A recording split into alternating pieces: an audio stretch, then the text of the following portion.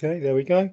Pranandar Chryso, good afternoon and welcome to the Merthyr Tydfil County Borough Full Council meeting on Wednesday, the 16th March 2022. Please note that this meeting is being recorded and may be broadcast via the authority's internet site. The images and sound recording may also be used for training purposes within the authority. Agenda item number 1, apologies for absence. I don't think that we have any, Mr. Mayor, No, although obviously we don't have Councillor Skinner. Okay, item number 2, declarations of interest.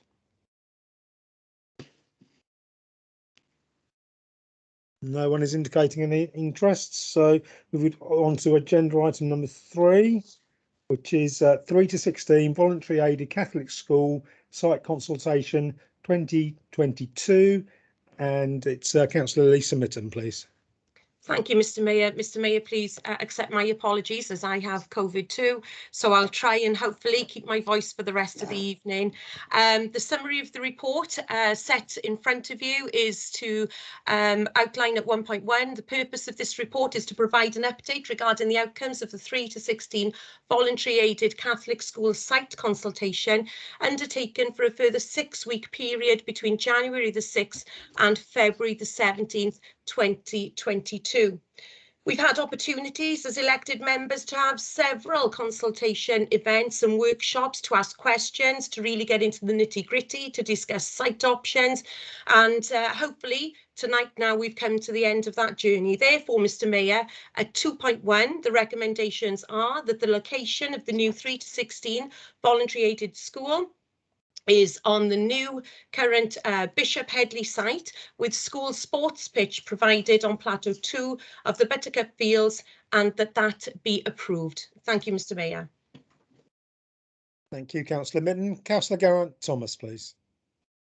Thank you, Mr. Mayor. We finally got there, and I'm more than happy to second the motion. Okay, thank you, Councillor Thomas. Are there any questions then, please?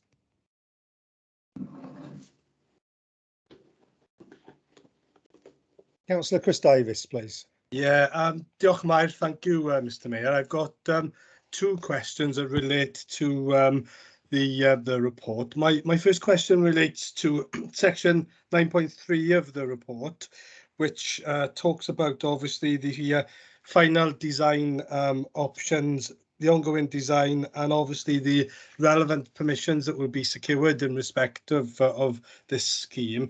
I'd like to ask the appropriate officer if they could give members, because a key and important element of obviously the delivery and development of this school as proposed in recommendation moved by Councillor Mitten and seconded by Councillor Thomas at 2.1 will be obviously around the movement and management of traffic.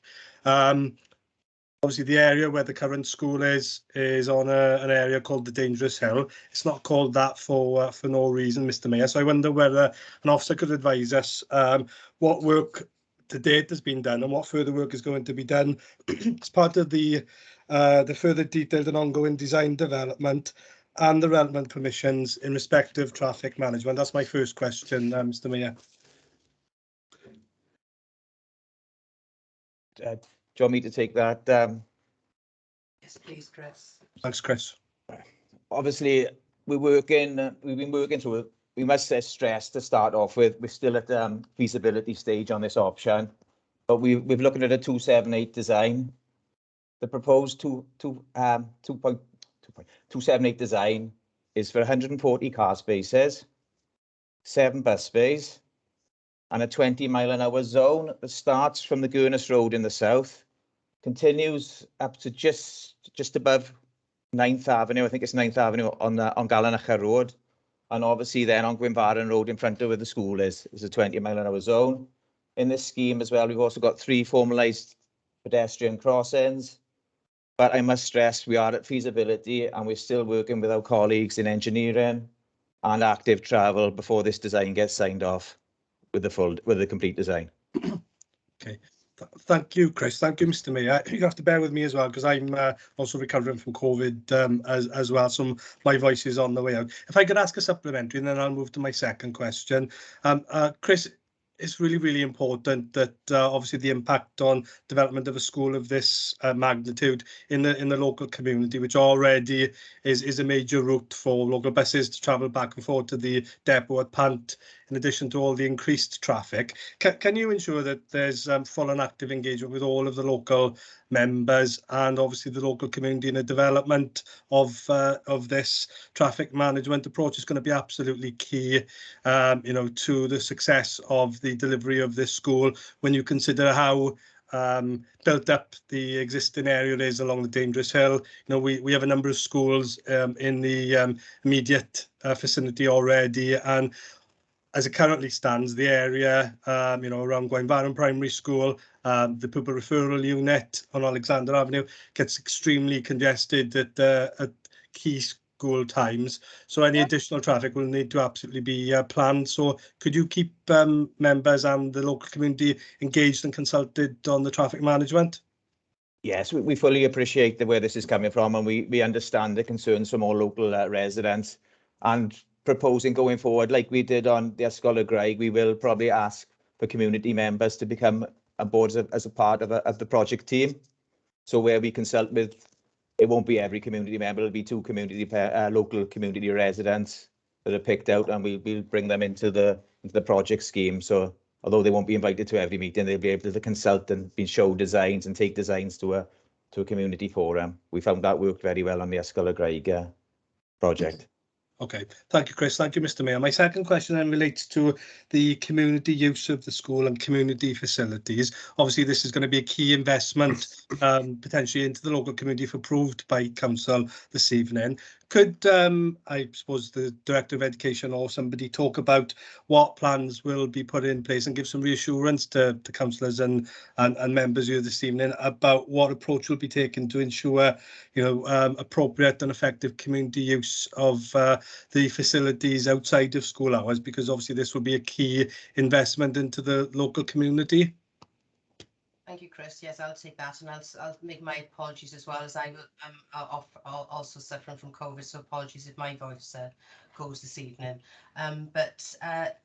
We, as many councillors are aware, we are currently going through a process of looking at the community schools agenda for schools in Merthyr. So this doesn't just affect the 3 to 16 schools; it affects all our schools, and we'll be looking to work with governors and with counts and with head teachers to ensure that all governing bodies have memorandums of understanding which ensure that there will be community use. It's working very effectively in 3 of our secondary schools at the moment. There's one of the secondary schools that is not working so effectively with, so that's why we're going down the route of actually having a legal agreement with governors to ensure that that community use is available for members of the community outside the school grounds. Also, don't forget, this is a 3 to 16 school, so we would have to engage with the Archdiocese as well as the governing body to ensure that we secure that. But there is the intention that will be the community use will be planned into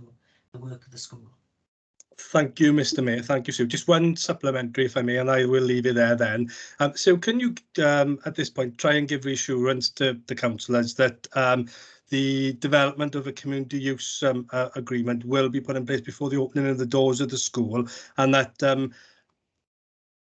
ongoing discussions will be held with the governing body, with the executive head teacher when they're appointed, that this will be a cost-effective provision of community use, that it will be affordable for local community groups, organisations and the local community to be able to make use of the school facilities as part of this significant investment by the council and the Welsh Government. Short answer to a long question is yes, Councillor Davies.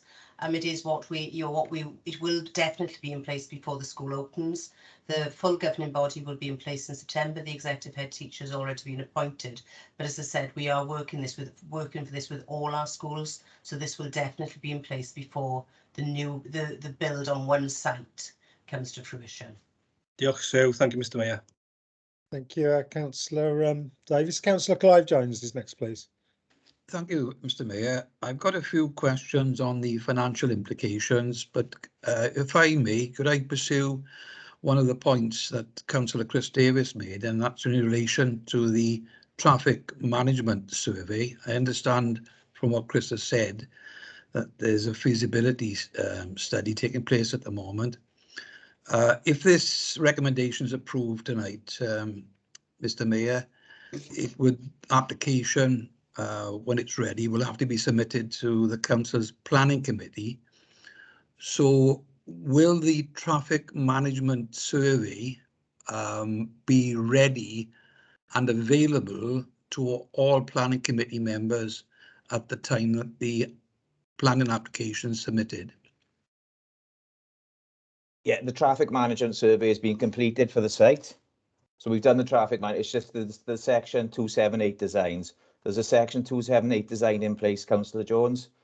But obviously with the build on your feasibility stage, we can't submit that yet because it is subject to change. Right. Can you, section 278, can you explain, Chris, what the implications of that is? Because it mentions the highway works and net zero carbon cost. 278 would be the highway works, the net zero carbon costs. So that's something completely different. That's the cost for this. Obviously, this school is going forward is going to be a net zero carbon school. So those costs will be, they'll be something different. They'll be the actual build costs. Yeah. Are you talking about the finance, the 278 and the net zero cost, the way it's funded? Yes. So, sorry, any works outside the school grounds, so on highways, have got to be funded 100% by the council. And any works for the net zero at the moment, because it's the Welsh Government mandate, Welsh Government are funding all the net zero works. So the figure that's on the report there is 933,000 for both of those. Do you happen to know what the split is with the cost of the highways work? I'm sorry, I don't know at this time. Sorry, sorry, councillor. But is that substantial, or is it a small, smaller amount? I think the net zero's I think the net zero, top of my head, was about 2 point something million, which is going to be funded for, and then I will see if I can just pull up the section 278.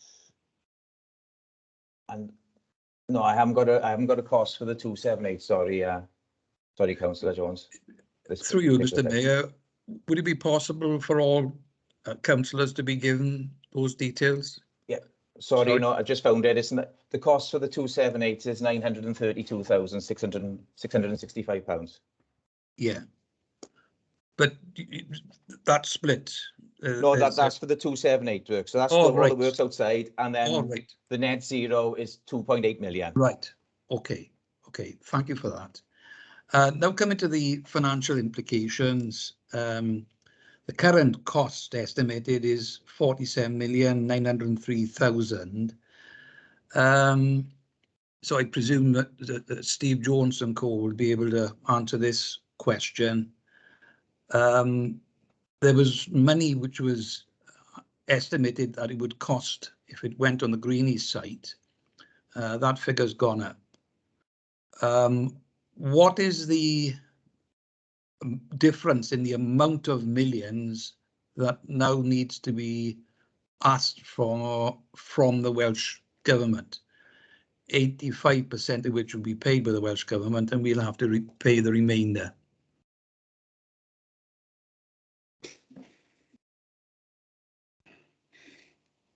Okay, thank you, Clive. The actual figures is on the Bishop Headley site. There's additional finance required. Hang on 1 second. Additional finance required from the Welsh Government of £16 million.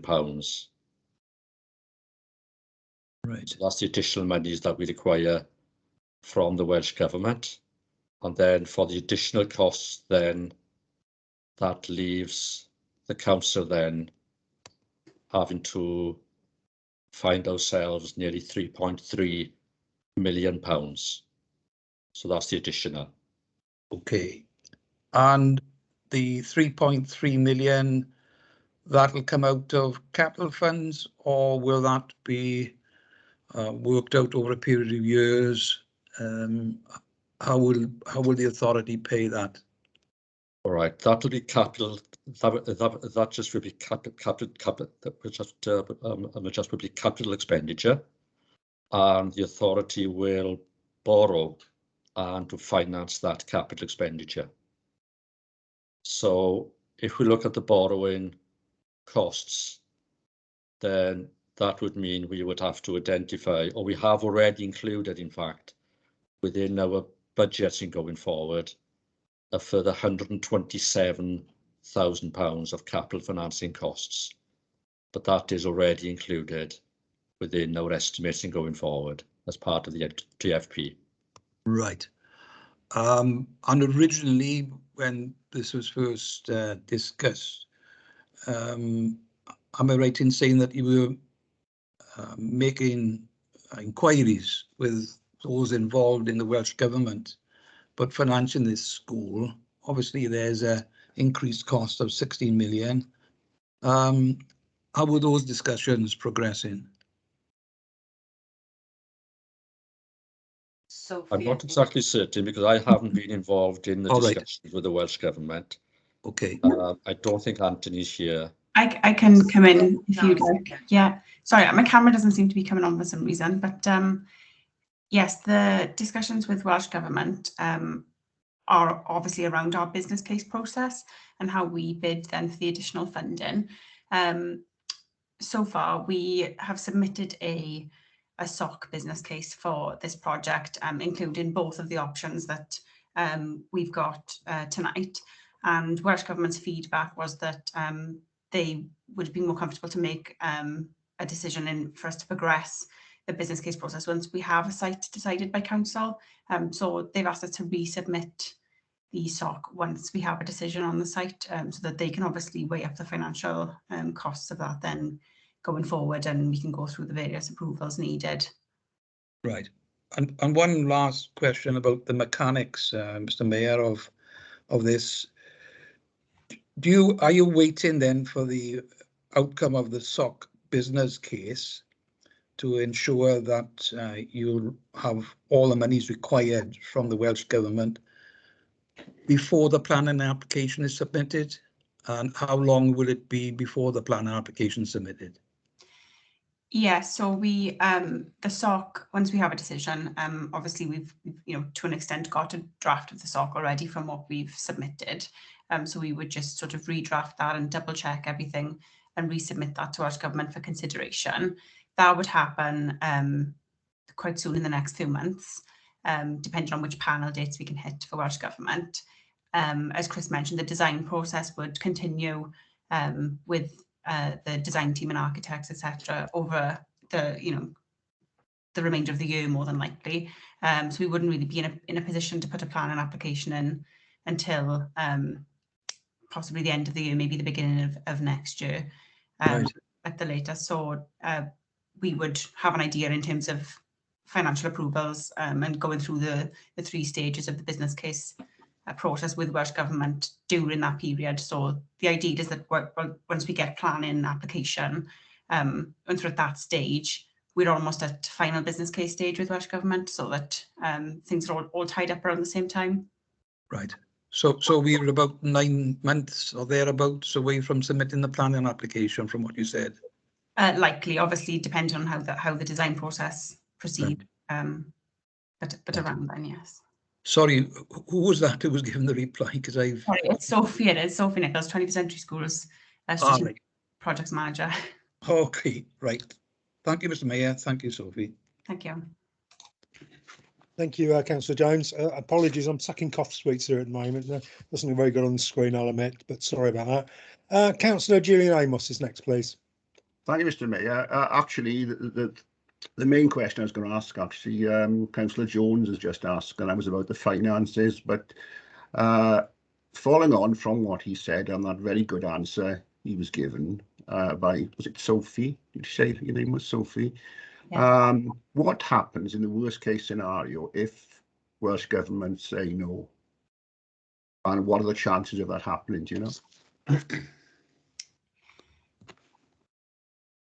If if I've not known Welsh Government to say no yet, but it's up to us, to justify the case really, and for us to put together a robust business case, and which we believe strongly that we can do to justify the expenditure on this school. Obviously, the cost increases are due to a number of factors, including general market increases in construction, the impact of COVID has had on the markets, rise in inflation. So we're confident, and we know that this is happening with other 21st Century Schools projects that we're responsible for, and other authorities. So many authorities are in the same position, and we are comfortable with our discussions with Welsh Government at the moment. That does, obviously, as long as we can provide a robust enough business case, that we would get approval for this, but we obviously have to follow the process. Okay, thanks for that. I have another question, which is draws something on from what Councillor Chris Davis in his first question asked, and it was to do with community use of that field. Sue mentioned a memorandum of understanding with governors. Could I just ask Sue, will the governing bodies have to sign those, or will it largely be voluntary? We will work with the governors to actually ensure that we do, because all our secondary schools at the moment do have this community use, but it can depend on, or it can sometimes depend on a change of plan by a head teacher or by something that's going on. So why we're looking at that memorandum of understanding. So if we do have community groups that do want to use the schools, and I believe you went to the discussions on community schools with the research, Councillor Amos, you'll know that this is what we want to move, and we want to make sure that there is that continuum. So if there's a change of governors or there's a change of head teacher, that actually the expectation is from the members and from the local authority that the school assets which are not being used after 3:30 or on the weekends or on the school holidays are available for community use. They are a significant part of our community, of our portfolio, and that we're looking for them to be utilised by the community, which is why we're looking at a memorandum of understanding. So are you saying it's voluntary? We would hope that we will work with our governors to ensure that they all sign up to it. Let's put it that way, Councillor Amos. Good, thank you. And then if they're to do with any community use then of the, because some of them are very, very small little community groups, if there are any additional, say, for example, caretaking costs or whatever, who would meet those? Would that come out of the school's budget? That's something that when we draw up the memorandum of understanding and we work with our insurance team and we work with school governors, will all be worked out as we sort of take this through, because we've got energy costs as well if you use it in internal costs. So that all has to be worked out, and that's always been a barrier to community use before. So we've been quite open about this is what we want to do, and this is what we want to work with the governors, we want to work with the community to make sure that we can use this. So it's not going to be a quick overnight fix, but it's something that we are working on, as you know, because you've been part of the discussions as well. Councillor Amos. Good, thank you, Sue.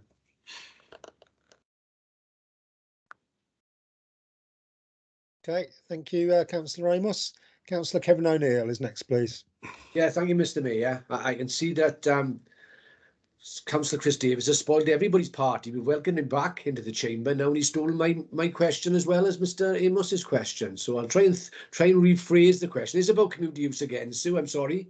And I've worked with a memorandum of understanding in a different local authority, and to be honest, it came down to the caretaker's availability. And dare I say, very often we'd go into our own pocket to ensure the caretaker was there.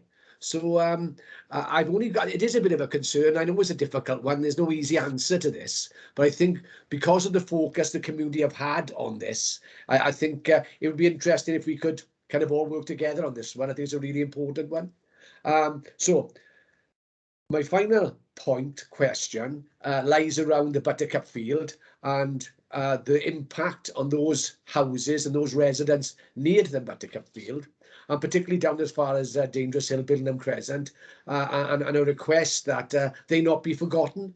I know it wasn't a high number of residents who got involved in the survey, but I think it was 50 odd, and they've been quite vocal to me during this time. So the impact of that buttercup field and that community use will hit them maybe more than others. So all I ask is that we remember those and look to have some sort of process that brings them into the conversation. Thank you, Mr. Mayor.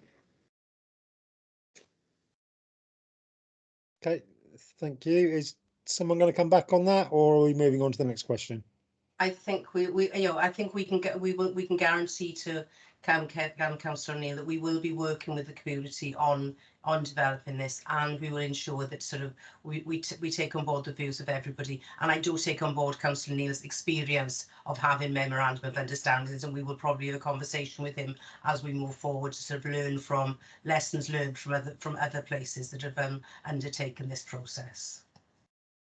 Just to add on to Sue's, as I mentioned earlier, we are looking to have members of the community who sit on the actual design panel with us, so they get to see the designs and comment on the designs as we're going forward. Okay, thank you. Thank you both. Councillor David Isaac, so he's next, please. Thank you, Mr. Mayor. Yeah, parts of my question have been asked by Councillor Chris Davis and Councillor Clive Jones.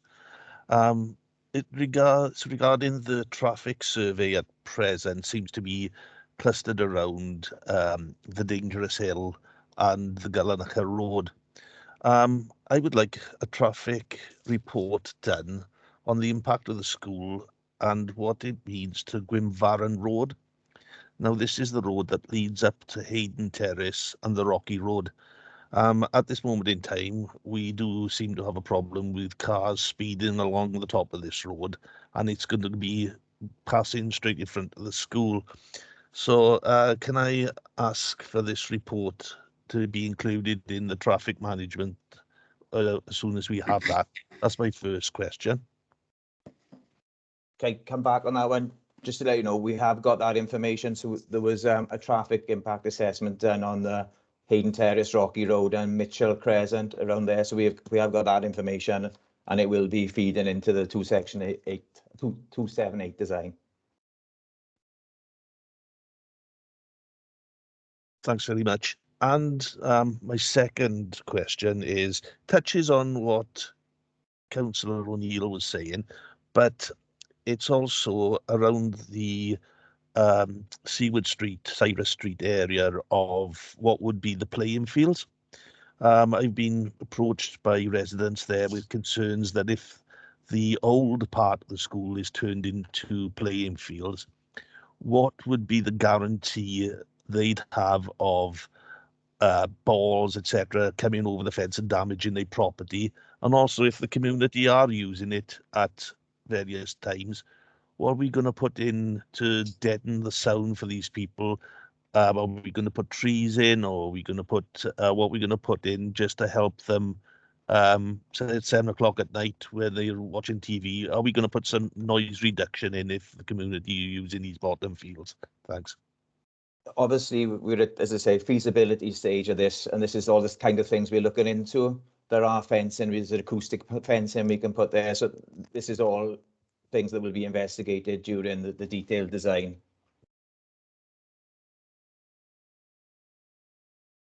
Thanks very much. Okay, thank you, Councillor Isaac. Councillor Andrew Barry is next, then, please. Thanks, Mr. Mayor. Very closely related to what Councillor Isaac has said there is the traffic impact survey, really, as we know, and was demonstrated on the weekend from what happened down at Portmorlis West there. Any area, any road, and the way the network works in Merthyr can quite quickly lead to bigger problems for the wider area. The traffic survey is obviously Pendar and Gallagher centric. Have we factored in the wider implications and the impact on our road infrastructure, particularly around Aloysius, St Tilted and St Mary's having reduced traffic, but the higher volumes, and what that will mean from a financial perspective in terms of putting pressure on neighbourhood services when we know they already have lists of 150 to 200 jobs to do on our highways, and we struggle to get around those. So is anything factored in for that increased traffic, the damage to the roads, and the increased need for neighbourhood services to have a greater amount of money to put into the repair budget? I don't think anything has been factored into the revenue budgets yet, Councillor Vary, but again, this is something that can be looked at during the design. As I say, design's at a very early stage at the moment, so we will work with colleagues in engineering and highways and look at whatever we can do and whatever we can do to mitigate these type of things. If Will that we have means putting input then, new Chris, certs. in terms of ensuring that it covers, as it alludes to sort of Councillor Isaac's point, that we will be assured that it covers an area that we are happy with? Yeah, as I say, we are working with colleagues in engineering, highways, we're working through all that and active travel as well, as come to think of it. And to make sure we're covering all bases. Lovely, thank you, Chris. My second question is finance related, Mr. Mayor, in terms of, I mentioned in the workshops about the out of control inflationary pressures, particularly in the building trade at the moment. I know we've got an indicative for £48 million. Inflation is set at 8% in April. As I've said in the workshop, that's a mean figure across all sectors. With the inflation rates that we're seeing within the building industry, how well protected, I know you said we will look at that, Chris, but how well protected is this authority going to be from any increased cost? I just want to minute that and make sure that we've covered that off today in the council meeting, so that we are clear that when we say £48 million, we don't mean 58, 68, 78 million. We mean 48 million, because I don't want that additional burden coming this way. I can understand where you are, and we all know where the construction industry is at the moment and what's happening. And I wish I had a crystal ball, because we don't know what's going to happen in Ukraine. All we can do at this particular time is estimate on the information we've got given. But I will say we're at feasibility stage at the moment. We will be having stage 1 sign off, stage 2 sign off, stage 3 sign off. All these sign offs will be costed. So we'll be agreeing design at that stage and having costings at that stage. So we'll be able to monitor costings as we go along. Again, and we can always, at that stage, sometimes you've got to cut your cloth to suit. And then finally, at stage 4, we will have a market tested design. So this is working with the contractors. So as the design comes in, they will actually be able to market test the packages. So when we come to a stage 4 sign off, we will have a contract offer on a market tested design. Again, not saying some force majeure can happen and scupper all this, but without our crystal balls, that's all we can do. And I know you've indicated previously, Chris, that the weight of that responsibility will fall with the contractor. How realistic is that? You can see why I'm pushing it. I don't want any additional finance coming our way.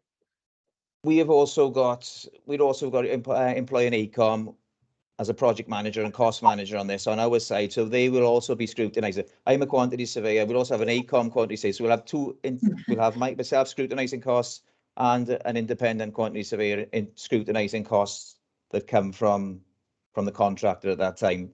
And also we'll be working open book with the contractor. So as works packages come in, like we did on our Scholar Craig, we have 3 works packages come in. We'll be there when they open, and I'm actually seeing the costs coming in and working in open book and checking these costs as they come in to see the viable, see if people are pricing right.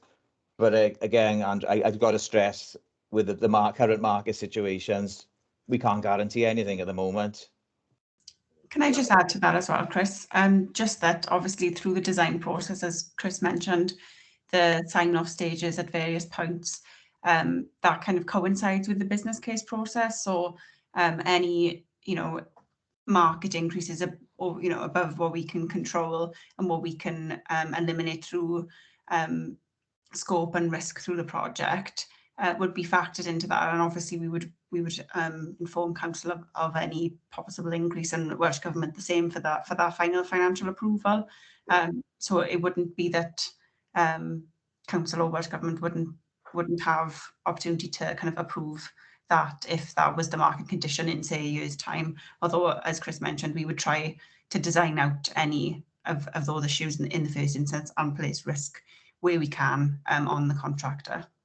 So Sophie, would there, sorry, Mr. Mayor, would there be an element of within the contract that Welsh Government would sign that they could possibly pick up any additional costs? Because we're not talking in substantial amounts here, we're talking in millions of pounds, and any millions of pounds that increase to this budget would be serious problems for this authority.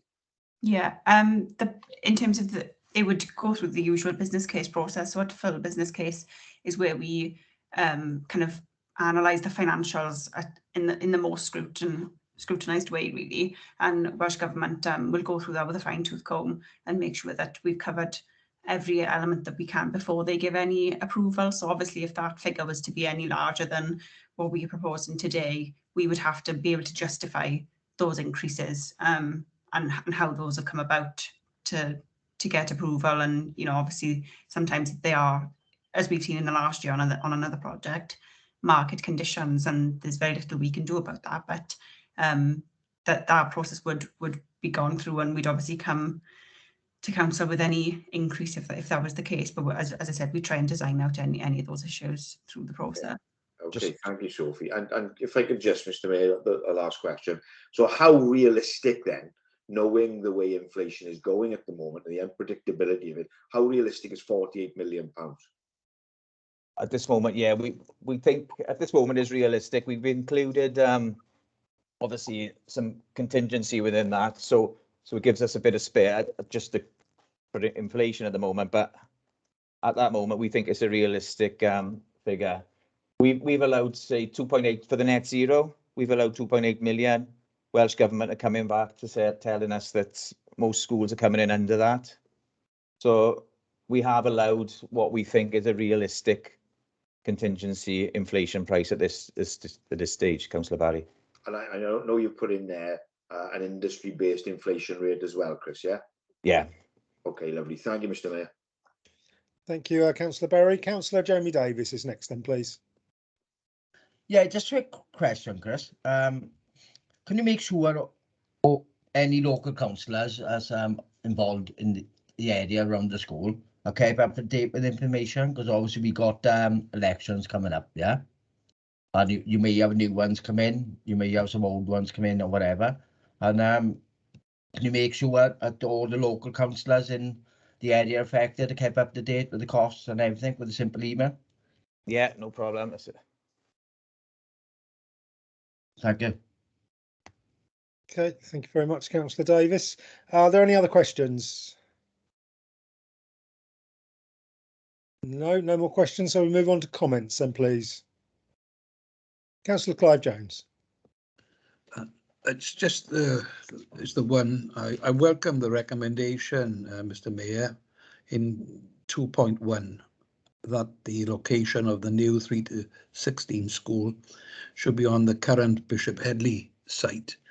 But I make no excuse for commenting on the traffic management impact assessment, because I think that's extremely important, from the very fact that there will be nearly 600 extra pupils from the primary schools attending here, nearly 1,100 pupils travelling in all directions from all around the school, not only buses, but a very high percentage of cars. So the traffic management impact assessment is crucial in respect of this new school, and that needs to be very detailed and open to scrutiny. And I look forward, if I am re-elected and if I'm a member of the planning committee, to looking at that with a fine-tooth comb. Thank you, Mr. Mayor. Thank you, Councillor Jones. Councillor Julian Amos, please. Thank you, Mr. Mayor. Well, like Councillor Jones, I welcome the recommendation, which I regard as a victory, really, for the community after all the consultations we've had, and the Save the Greenie and Butterfly Fields campaign. I think it's a sensible outcome after all this time. and it's consistent with the one we took a long time ago in relation to the Ysgol y Graig School in Kevin, and so ably led by Councillor Mitten. I'd like to take the opportunity to thank all the officers involved, and for me the name Anthony Lewis sticks out, but most of all the community who worked so hard to bring about the change from the original proposal, which was to build on the Greenie. Thank you, Mr. Mayor. Thank you, Councillor Amos. Councillor Kevin O'Neill, please. Thank you, Mr. Mayor. I'm delighted to be at this juncture. Eventually, and I'll put my screen on as well. Eventually, we've got there. It's funny to me, if Labour disagree, it's debate, but if the independents disagree, it's squabbling. So, I mean, I don't see that. You know, we have different reviews and different opinions, but that's democracy. I certainly concur with some of the comments from Mr. Councillor Amos. You know, we've got to where we need to be, and I think everybody's had their say, and that's really important. I've always supported the 21st century school strategy. I visited Bishop Headley about half a dozen times. Alisa came with me on one occasion. I invited the head mistress and the deputy head to cabinet when we discussed consultation. I think there was some issues around initial engagement, but I certainly would like to thank Kerry Dinham and the team now on what they pulled together eventually with the consultation. My observations have always been truthful, and my views have always been known to my fellow independent colleagues. It came as no surprise that we had these concerns. They were identified to me very early on by some of my residents in that area. We've got to the same place, but maybe by the different rules. I certainly won't be judged by others, certainly from the Labour side, on my honesty and integrity and why I've approached it this way. I'm delighted the public have now been fully engaged, and I'm delighted the public been listened to, and I'm delighted we've got some form of compromise. That is politics, that is democracy. The Greenie has been saved. I just want to revisit my points earlier, that those people living very close to Buttercup Field are not forgotten, that they are linked in with and kept in the loop with all the changes. Also, the issues about the memorandum of understanding have been fully explained by Sue, and I'm glad that we've got that conversation out there. And finally, good luck to all my independent colleagues as they go for election, and thank you very much for getting where we need to be. I hope I see you all in May. Thank you. Okay, thank you, Councillor O'Neill. Councillor Andrew Barry, please. Thank you, Mr. Mayor. Yeah, this seems like a very long road, a very long and difficult road. We can see from tonight's meeting that it just feels like the start of the journey again. You know, there's a long way to go. There are many questions, there are many T's to be crossed and many I's to be dotted. I'd like to think that we have come a long way down the road of consultation, and there's a greater understanding as to what's required. I trust those lessons are learned and will be with us for a long time. I think we need to look, Ellis, in future. There'll be a lot of scrutiny on our consultations. I'm happy where we've ended up. I sign up to what Councillor O'Neill has said, where people are criticising us for infighting. It's called democracy, and those who don't recognise it, you know, you'll have to answer for that in May. Well done to everybody, the officers. They've taken a lot of questions, particularly off me in terms of consultation, but I think we've got to where we need to be. Well done to everybody. See you hopefully past me. Thanks very much, Mr. Mayor. Thank you, Councillor Barry. Before Councillor Mitten closes the debate, Councillor Chris Davis. Yeah, thank you, Mr. Mayor. Obviously, I'm delighted as well to be able to be here. Obviously, some previous meetings when other options have been proposed. Obviously, I've had to declare my personal and prejudicial interest, which has been difficult for me as the local ward member. But it's been great to be able to pose questions this evening, listen to the debate, obviously engage in that, and also be able to vote. You know, from my perspective, this has been a long road, perhaps a longer road than it needed to have been, but we've got here this evening, obviously with the recommendation of 2.1 of the report. I just want to put on record, really, you know, my gratitude and thanks to the local residents who've made considerable representations in respect of this proposal, this journey we've been on. The Save the Greenie campaign group, number of residents, particularly Mark, who's led and gathered significant numbers of residents' names for a petition that was lodged as part of the previous report to council. It's amazing to see, really, the engagement, enthusiasm, passion, the community coming alive. I've worked in this community for a long time. Prior to being a councillor for 25 years, I've worked in the communities of Gurnes, Carnachar and Penydaran, and it's a shame it's taken something of this magnitude to bring everybody together, but the fire in people's bellies, they've been very loud, they've been very proud, they've been very clear. You know, 733 people responded to this consultation, 501 of those, that's 67.9% of those people are local residents. You know, 92% of those people who responded have supported the recommendation that I'm proud to say is a council tonight. That recommendation that the location of the new 3 to 16 school is on the current Bishop Edley School site. I think, you know, that is a true reflection of this. We are absolutely a listening and responding council. Mr. Mayor, just finally, just a couple of final thoughts, really. There are some key things that have been touched on by other members.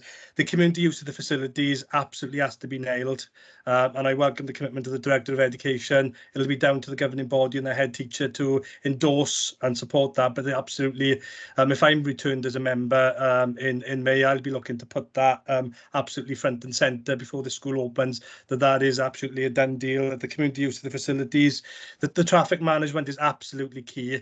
You know, I'm all for and absolutely support 21st century schools and the development of 21st century facilities for our local community, but that traffic management is absolutely key. And as Councillor Neil's already said, you know, prior to my previous declaration of interest, I represented a significant number of residents living in the vicinity of the Buttercup Fields.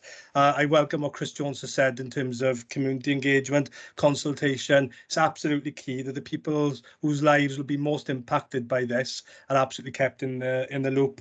And, you know, this is going to be a fantastic facility for the communities of Merthyr Tydfil, and I will be supporting the recommendation. Thank you, Mr. Mayor. Thank you, Councillor Davis. Councillor Lisa Minton to close the debate then, please. Thank you, Mr. Mayor. I wish I was as positive as some of my colleagues have just been so positive, but I'm going to be honest. We are finally here in a place I always said we would be, with a democratic decision. However, we cannot hide from what has happened in the last 8 months. And firstly, I wish to thank those members from the community who voiced their concerns both eloquently and professionally, including some members from the Save the Greenie group.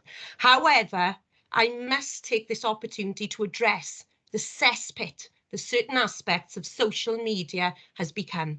And that has saddened me deeply.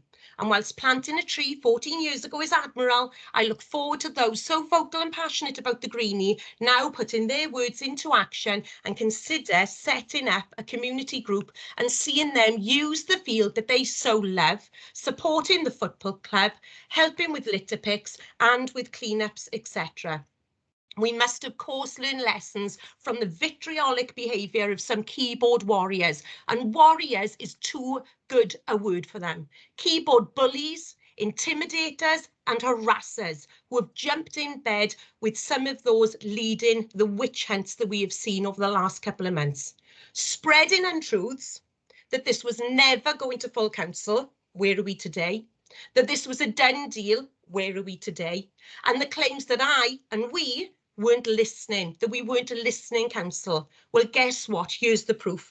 And as I and we always said we would listen, We have listened. There was never any doubt about that.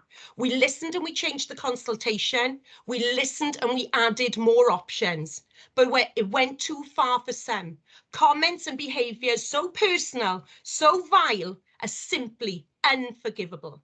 Trying to discredit myself and other elected members, intimidating one of our head teachers, some of our governing body members, affecting not only my mental health, but that of our comms officers who had to read these comments, and affecting some other elected members as well.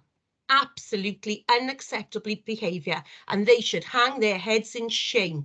Be kind was simply lost on some people.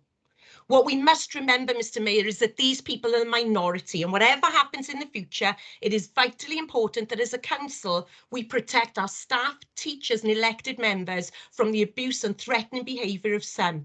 And the politics should focus on facts and have respectful debates about difference of policy or priorities, not insults or intolerance, misinformation or misogyny, discrimination or division. And now I'll finish on what should have been a real positive report, that this report and the last few months should have been about, and that is that with this council and with the support of Welsh Government, we will be providing a brand new 21st century school for our children, which every child deserves, a fantastic learning environment.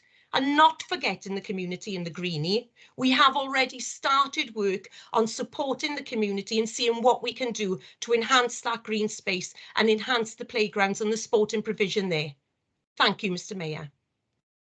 Thank you, Councillor Min. Councillor Gibbs, unfortunately your hand didn't come up on my screen until after Councillor Min had started speaking there by finishing the debate. So unfortunately, I don't think I can let you speak. Is that right, Caris? Yeah, the debate is finished, I'm afraid, so we have to go to the vote. Yeah, apologies, Councillor Gibbs.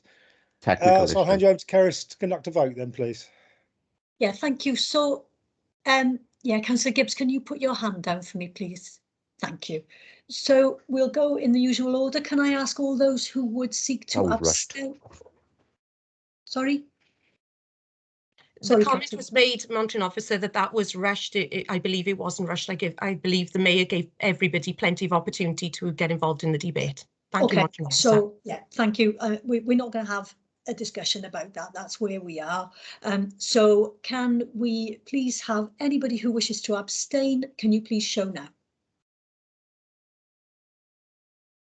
Thank you. Anybody who wishes to vote against the recommendation, please show now.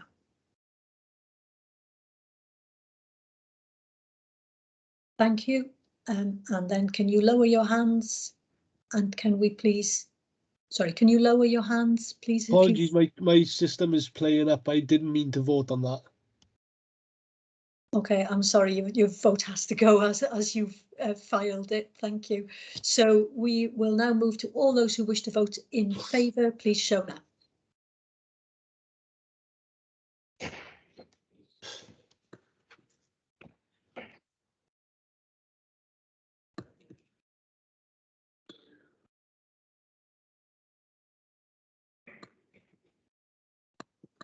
I think we're still missing. I think we're still missing a couple of people. We just give it. If you're trying, that's it. If you're trying to vote, I think just press it once and then leave it, because I think if you try and press it again, you cancel it out. I think that is everybody, and that is carried, Mr. Mayor. Okay, thank you very much. So if you could all lower our hands then, please.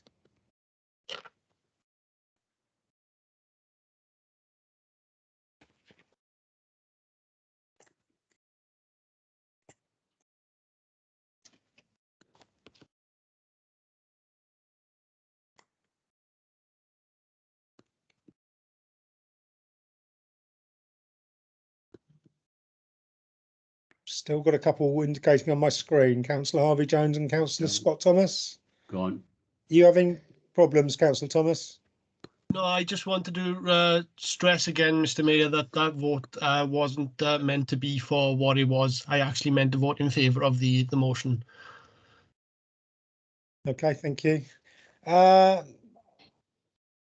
Agenda item number 4, to deal with any other urgent business or correspondence. Councillor Midden, please.